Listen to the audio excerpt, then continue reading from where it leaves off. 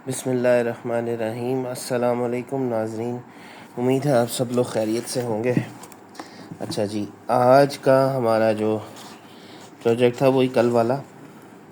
तो ये of the camera मैंने ना इसके इस कॉर्नर को और इस कॉर्नर को तैयार कर लिया है। It was a very tough job, अच्छी खासी मेहनत करनी पड़ी इस पर।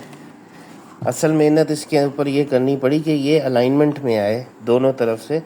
इसके जो एजेस हैं आप ज़रा गौर करें तो ये आपको नज़र आ रहा होगा। इसको फ्लैट किया, फिर अगर हम यूं देखें तो ये चीज़ सीधी की, ये आप देख रहे होंगे, आपको नज़र आ रही होगी। ये लाइन सीधी की, फिर यहाँ से इसको सीधा किया और फिर इस तरह भी इसको चेक किया। इसको सारी चीज़ों को ना सीधा किया मैंने और बैलेंस किया।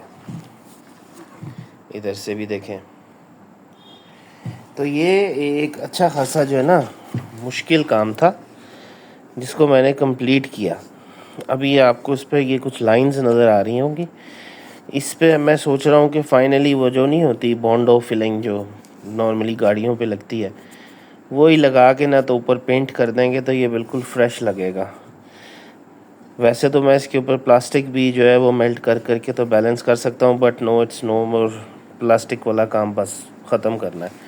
ये देखें, ये आपको वायर नज़र आ रही होगी, ये इन्फोर्स की हुई है अंदर बहुत जगहों पे ना, इन्फोर्स किया हुआ मैंने मेटल जो है, सवाए इस एरिया को छोड़ के। यहाँ मैंने कुछ प्लास्टिक एक्स्ट्रा लगाया है इस जगह पे, क्योंकि मैंने यहाँ वो डालना है स्क्रू, इस जगह पे भी और इस जगह पे भी लगाया है, वहाँ से निशान लेके ना। अब मेरा जो अगला काम है वो ये है कि इस जगह पे और इस जगह पे वहाँ से प्रॉपरली एग्जैक्ट वो साइज़ लेके ना कि कहाँ कहाँ हिंज लगा हुआ है, तो उसके बाद जिसे कहते हैं ना इधर प्रॉपर होल जो है वो पंच करना है मैंने। ये देखें, ये है एक्चुअली इसका जो जेन्युइन हिंज है ना वो ये है, इसके साथ का दूसरा गाड़ी में पड़ा हुआ है।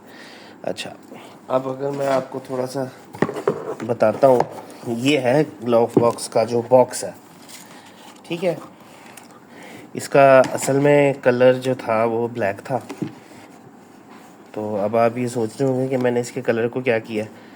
हाँ, तो मैंने इस पर कलर कर दिया है। क्यों कर दिया है?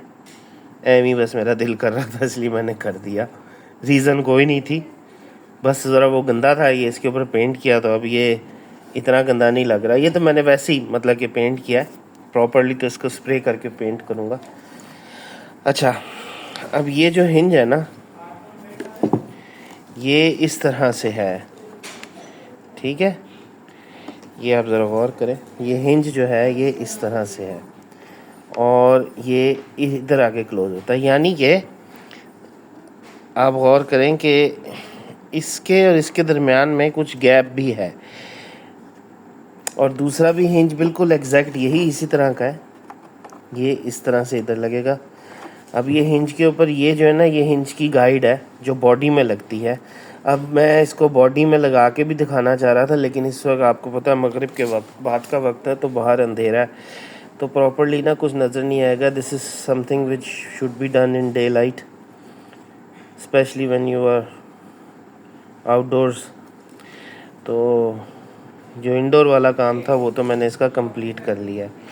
अच्छा, अब जो अगला प्रोजेक्ट है ना वो ये है कि इस जगह को, इसमें से ये थोड़ा सा सारा जो फोम है ना चारों तरफ से ट्रिम कर देना है मैंने, इस तरफ से भी थोड़ा सा, इधर से भी, इधर से भी। और ये जो चीज़ है ना, क्योंकि जब मैं इसके ऊपर कोई चीज़ चिपकाऊंगा, फॉर एग्जांपल वही जो विनाइल का मेरे पास रैप है इसी टेक्सचर का, जब मैं इसके ऊपर चिपकाऊंगा, पेस्ट करूंगा, तो ये जो किनारा है ना ये उस पर जो है ना विजिबल होगा। तो असल में इस किनारे को जो है ना अंदर होना चाहिए है ताकि ये विजिबल ना हो। अब इसका जो एक प्रोसीजर मैंने सोचा है ना वो ये है कि ये मैंने ना इधर कट पहले ही लगाया हुआ था इस जगह पे, ये मैंने कट यहाँ लगाया हुआ था। अब इस कट को जो है ना थोड़ा सा यूं दबा दबा के ना थोड़ा सा प्रेस कर करके, तो इस जगह पे इसको यहाँ ही सेव किया जाए। उसका तरीकाकार ये है कि अगर हम इधर थोड़ी सी एल्फी डालें और इसको यूँ दबा दें, तो अगर तो ये इधर से दबा रह जाता है तो हमारा काम बहुत अच्छा हो जाएगा। देखते हैं, ये देखिए मैंने इधर एल्फी डाली है और इसको दबाया है। अच्छा, थोड़ा सा ना इसको यहाँ से लूज़ करना पड़ेगा। हम पहले ना इसको थोड़ा सा लूज़ कर देते हैं, फोम से ना ये छोड़ दें फोम को ज़रा। अच्छा जी, अब ये देखें, ये जो है ना,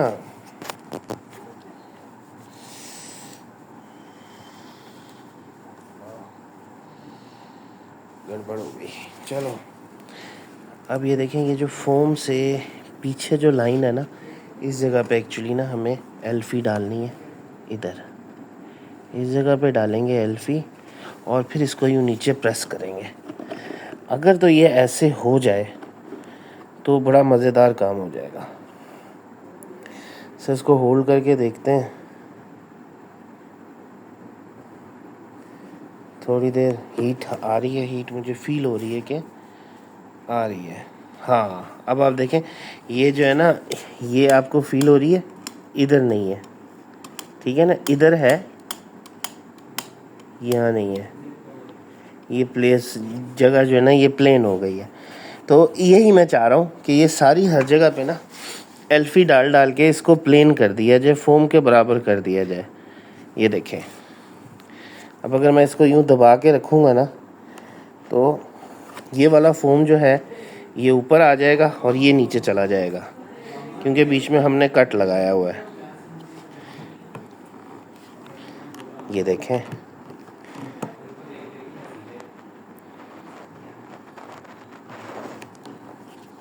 ये देखें, अब ये फील आ रही है इसमें कि इस जगह पे ये यहाँ से है। अभी थोड़ा सा कट लगा के करते हैं। ये हमारा जो कटर है ना, ये भी आगे से काटने वाला हुआ है।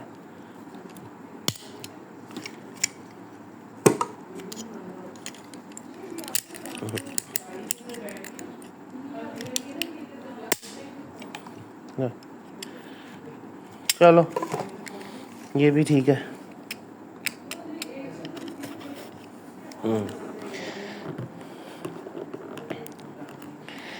देख रहे हैं आप, यहाँ से हो गया, इस जगह से करना था हमने। इधर अब हम थोड़ी सी एल्फी डालते हैं ताकि ये इधर ही रह जाए। इसको ज़रा सा नीचे से दबा दबा के ना हम तो कर लेंगे। अच्छा, एक तो ये काम है, दूसरा ये मैं करूँगा। दूसरा ये देखें, मैंने इस तरफ से जो है ना इसको बंद कर दिया है। इसी तरह दबा दबा के एल्फी डाल के ना मैंने इस जगह से इसको क्लोज़ कर दिया। कुछ मैंने इधर से किया था, लेकिन फिर मैंने इसको दोबारा खोल दिया और इस तरफ से ये देखें बिल्कुल खुला हुआ है, ठीक है ना। इसको जो है ना इसी तरह दबा के, इस तरह से हीटअप करके दबा के, तो इसके साथ जोड़ देना है यूँ, तो फिर ये इसकी प्रॉपर शेप आएगी। सारा खुला हुआ है, ये चारों तरफ से जो है ना खुला हुआ है। तो ये हमने करना है। और हाँ, यहाँ भरने के लिए ना वो बाज़ार में मिलती है बोतल, उसकी पॉलीयूरेथीन फोम, बिल्कुल स्प्रे की तरह का कैन होता है, उसको उल्टा करके स्प्रे करते हैं तो वो फोम यहाँ एक लिक्विड छोड़ता है जो फिर राइज होके ना फोम बन जाता है। तो यहाँ से पहले इसकी जब ट्रिमिंग करेंगे ना, उसके बाद वो पॉलीयूरेथीन फोम इस तरफ सारा स्प्रे करके चारों तरफ, तो उसके बाद जो है ना उसको राइज होने देंगे। फिर जब वो ड्राई हो जाएगा तो फिर उसको यूँ करके काट लेंगे, तो फिर ये हमारा पूरा जो है ना वापस आ जाएगा। मैंने वैसे बहुत बड़ी चीज़ें सोची थी, सादा फोम, लेकिन वो जो पॉलीयूरेथीन फोम है ना, वो फोम और ये वाला जो फोम है, ये दोनों ना एक ही तरह की स्टिफनेस के हैं, वो भी बड़ा स्टिफ होता है, हार्ड होता है वो फ़ोन। तो मैं सोच रहा हूँ वो ही ले आऊँ। वो मैं जाता हूँ बोतल, वो यहाँ से मिल जाएगी, क्या कहते हैं, टाउनशिप से। टाउनशिप में इस तरह की शॉप्स हैं जिस पे टूल्स वाली शॉप्स में ना, वहाँ से मिल जाएगी। वहाँ से लेकर आता हूँ, मैंने एक दफ़ा पहले भी यूज़ की थी। वहाँ से लेकर आता हूँ और यहाँ लगा के ना इसको, तो फिर इसको आगे इसका फर्दर जो है ना वो करेंगे। दूसरा, इसका ये जो लॉक है ना, ये लॉक गाड़ी में पड़ा हुआ है, पर वो लॉक है ख़राब। मतलब कि 8-10 साल जो, क्योंकि ये लगा नहीं ना वापस गाड़ी को, तो वो लॉक अंदर से जैम हुआ है, तो वो लॉक ही नहीं होता। उसको भी खोल के मैंने साफ़ करना है, तो वो भी करूँगा। और फिर वो लॉक इसमें लगा के, और वो जो दूसरी तरफ का जिसमें वो मतलब कि लॉक का जो है वो एक यू शेप का एक पीस है जो जिसके अंदर ये लॉक जो है ना जाके इसको पकड़ता है, फिर वो भी पीस जो है ना वो भी अवेलेबल नहीं है। वो भी ढूंढना पड़ेगा, कहीं पड़ा हुआ है, मुझे अब याद नहीं आ रहा कि किधर पड़ा हुआ है।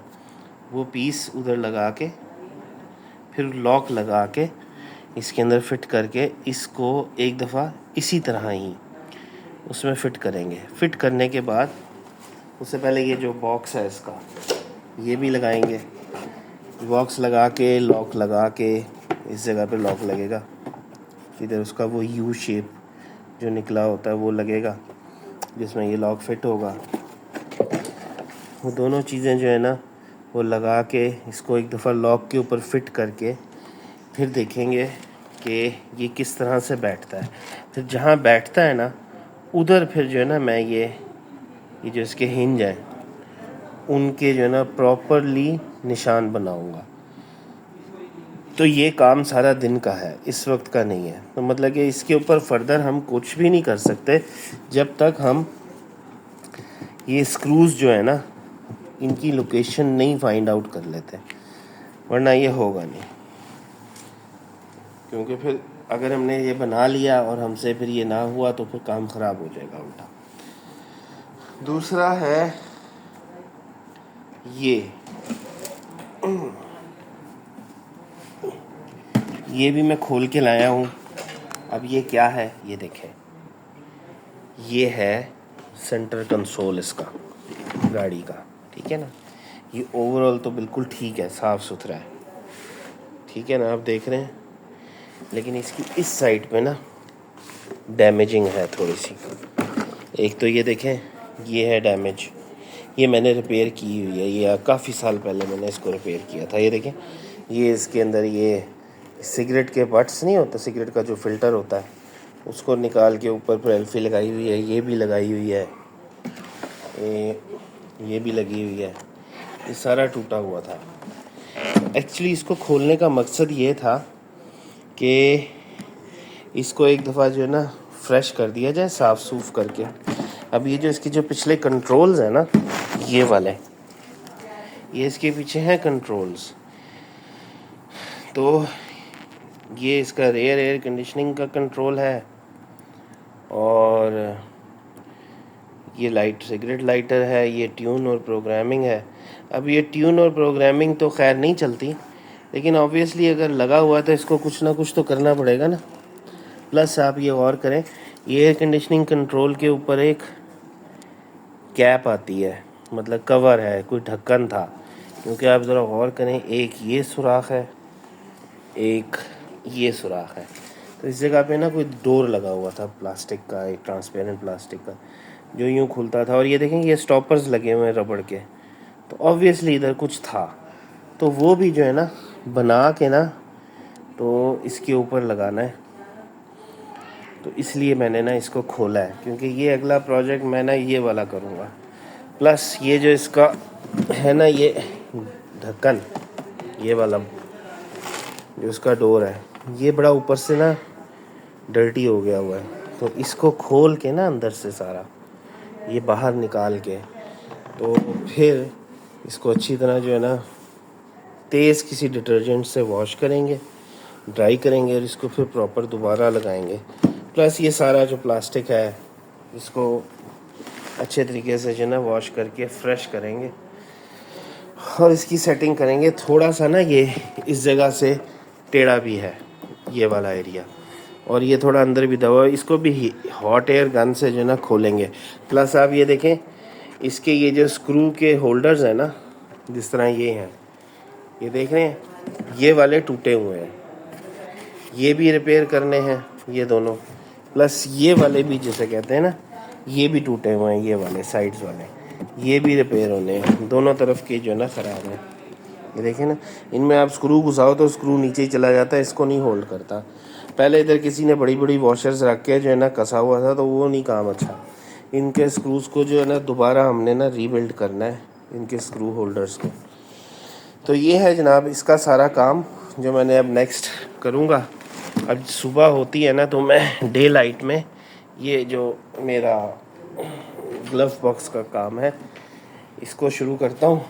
अभी मैं जाता हूँ और जाके पॉलीयूरेथीन फोम एक तो लेकर आना है, और दूसरा इस जगह के ऊपर कोई सॉल्वेंट लगाने के लिए जो नरम भी रहे और इसके ऊपर मैं कोई चीज़ चिपकाऊँ तो उसको होल्ड भी कर ले, ठीक है ना। तो most probably Samad bond type कोई चीज़ होगी जो इसके ऊपर ढेर सारी पहले लगानी पड़ेगी, उसके बाद इसके ऊपर कोई शीट चिपकानी पड़ेगी, उसके बाद उसके ऊपर हमारा वो लगेगा जो फाइनल है ना, हमारा विनाइल का जो रैप है वो इस पे लगेगा, तो वो सेफ़ होगा।